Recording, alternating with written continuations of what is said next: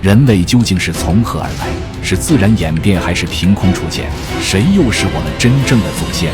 这个视频将带你探寻人类的起源。大约在距今2500万年前，那时的地球出现了多种大型古猿，它们拥有极强的生存能力，并且这些古猿栖息在树上生活。随着时间的推移，它们之中的某一个分支最终演化成了人类最早的祖先。但在漫长的演化过程中，这些古猿需要适应各种恶劣的环境以及当时地球突变的气候，因此它们必须跋山涉水，不断开疆拓土，去往未知的地方。为了能生存下去，它们不仅要和凶猛的野兽搏斗，还要和无情的大自然做抗争。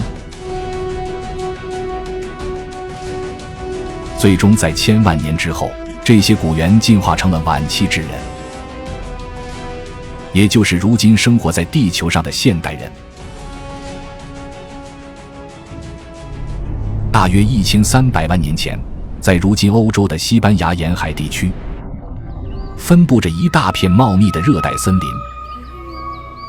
在这里生活着一种出类拔萃的古猿，这种古猿被科学家称作皮尔劳尔猿，它们拥有能力非凡的技能。不过它们究竟有何特殊之处，能够最终演化成人类的祖先？皮尔劳尔猿主要栖息在树上，多数时候以野果为食。它们拥有力量强大的双臂，因此能轻易在林间摆荡穿梭。然而令它们与众不同的是，有时这种古猿会在树干上直立行走，这直接颠覆了人们对古猿的新认知。它们并非是来到地面后逐渐形成的，实际上在千百万年前，过着树栖生活的皮尔劳尔猿就已经进化出了这种特殊的能力。因此直立行走是向人类过渡的一项重要特征。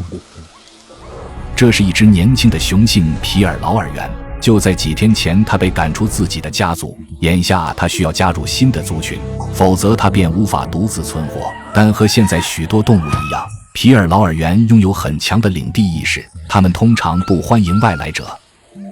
不远处是一只雌性皮尔劳尔猿，此刻它正在照顾自己的幼崽。在它附近还有一只年老体衰的雌性，它不停地吼叫着。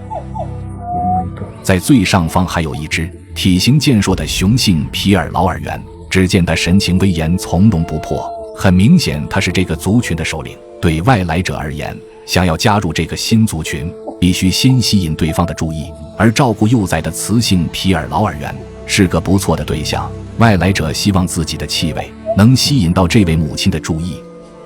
果然对方很快发现了它的存在。此时双方四目相对，一切似乎都在往预想的方向发展。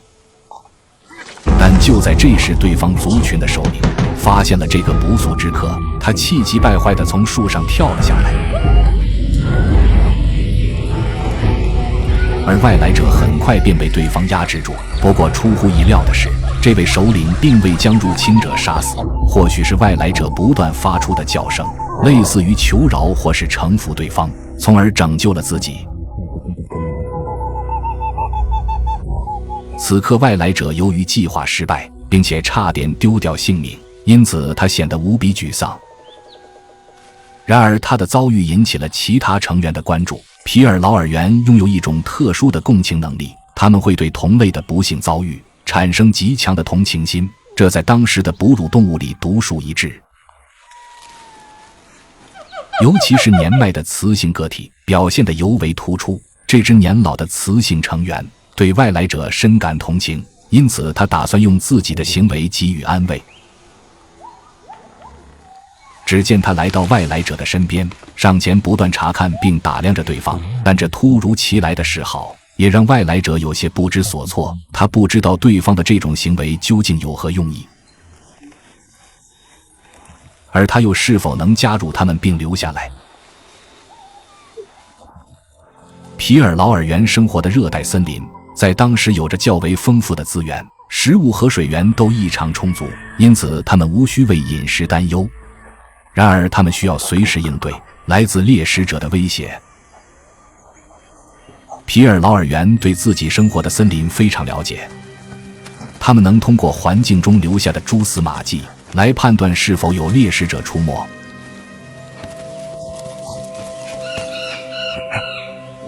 一旦发现异样，他们便会迅速爬上大树，进入警戒状态。果然，一头猛兽正在逼近族群，在遇到危险时，皮尔劳尔猿会摇头晃脑地大声吼叫，以此告知所有的同类危险逼近。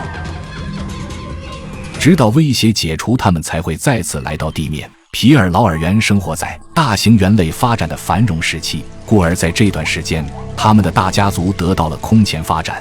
不过接下来的几十万年时间，受地球地壳运动的影响，皮尔劳尔猿的生存环境很快将遭到毁灭性破坏，因而这种古猿的命运将被彻底改变。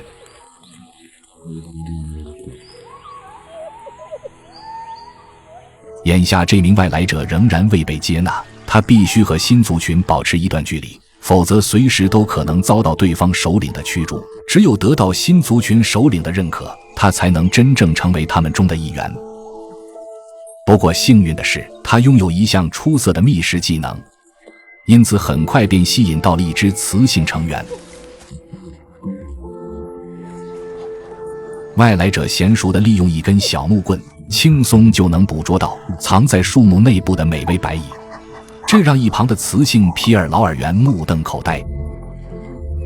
对他们而言，这是一项全新的生存技能。聪明的皮尔劳尔猿通过借助外力，已经能够完成许多复杂的任务，因此这种独特的生存技能也将一直在他们的族群中传授下去。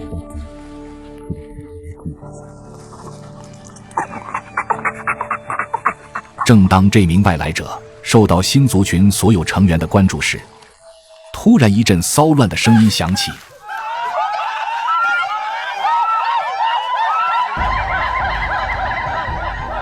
一只幼崽误食了有毒的食物，此刻它已陷入昏迷，性命垂危。母亲刺耳的叫声表明它万分焦急，而这只幼崽最终又能否活下来，